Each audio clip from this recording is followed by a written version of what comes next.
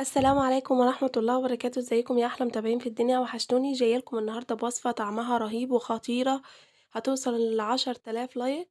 هنعمل النهاردة الرز المعمر بالفراخ، حاجة طعمها خطير، بتمنى تجربوها لأنها طعمها بجد خطير. أحلى طاجن رز معمر بالفراخ، خشوا بقى اعملوا لايك وشير أنا بقول لكم اهو الفيديو ده لازم يوصل ل10,000 مشاهدة لأن الأكلة دي خطيرة. ويلا نبدأ ونقول بسم الله. أول خطوة معايا فرخة كاملة مقطعاها اربع بالشكل اللي انتوا شايفينه ده، وفي طاسة على النار هنزل بأربع معالق من الزيت، 4 معالق كبار ومعلقة كبيرة من السمنة، واسيبهم يسيحوا على النار لحد ما يسخنوا معانا خالص. وهنزل بالفراخ بالشكل اللي انتوا شايفينه ده، هديها تشويح على النار، هديها لون ذهبي خفيف كده، وكده خدت معانا اللون الذهبي الخفيف بالشكل ده، وبقلبها وبعد دقيقتين بطلعها واخدة لون ذهبي خفيف. ده بقى الطاجن اللي هنعمل فيه احلى رز معمر بالفراخ، طعمها رهيب، وجبة تتاكل سخنة، وكمان الوجبة دي في الشتاء تدفي وطعمها خطير. هنزل بمعلقة من السمنة، وطبعا الزيت والسمنة اللي احنا عملنا بيه الفراخ هنحطه في قلب الطاجن، ومعايا الرز طبعا غسلاه، ومعايا اللبن. هحط كوباية من الرز، هحط كده شوية صغيرين في الطاجن بالشكل اللي انتوا شايفينه ده، ووزع الرز كويس.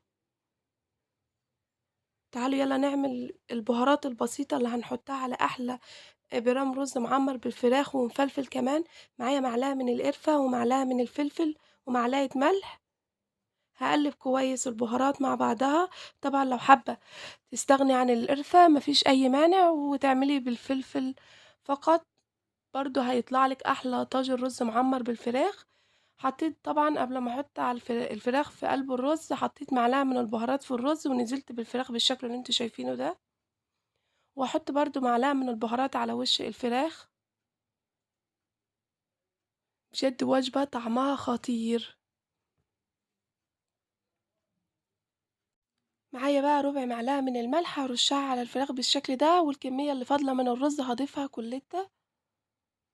كمية الرز على حسب طبعا الطاجن اللي انت عاملة فيه. الرز بيبقى الطاجن بيبقى 3/4 رز بالشكل اللي انتوا شايفينه ده. ومعايا بقى اللبن، هحط بقى معلقة كبيرة من الملح، وهنزل بمعلقة البهارات اللي فاضلة معانا اللي هي القرفة والفلفل.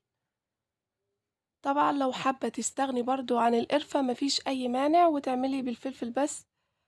هنزل بقى بكمية اللبن بالشكل اللي انتوا شايفينه ده، ولازم اضيف على اللبن نص كوباية من المية.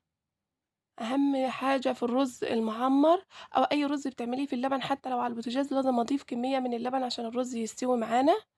هدخله الفرن هيكون مولعه له من تحت ومن فوق على درجة حرارة عالية، يعني الشواية بتكون متولعة وهو بيكون في الرف اللي تحت خالص. واول ما بياخد معانا وش بالشكل اللي انتوا هتشوفوه ده بطفي عليه بالشواية بالشكل اللي انتوا شايفينه ده. خد معانا وش حلو خالص، فبطفي عليه من فوق واوطي عليه النار من تحت، بهدي عليه النار، وبيغيب معانا ساعة وبيطلع بالشكل والطعم الرهيب ده.